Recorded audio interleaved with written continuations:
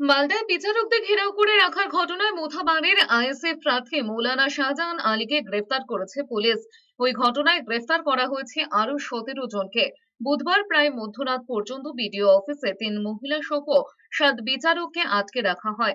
প্রায় 7.5 ঘন্টা আটকে থাকার পর বাহিনী গিয়ে ঘেরাও মুক্ত করে। এই ঘটনায় জড়িত সন্দেহে মোথাবাড়ির আইএসএফ প্রার্থী মৌলানা শাহজাহান আলীকে গ্রেফতার করে পুলিশ। যদিও তার দাবি তিনি আইএসএফ করেন বলে ভাসানো হয়েছে।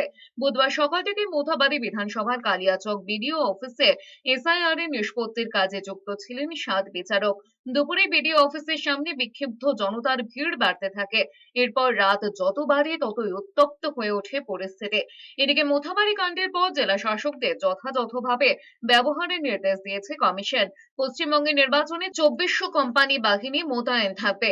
এরই মধ্যে প্রথম 3 পর্যায়ে 780 কোম্পানি বাহিনী এসেছে, আর 4 পর্যায়ে এখনো 1620 কোম্পানি বাহিনী আসবে রাজ্যে। ক্যান্ডিডেট বলে আমাকে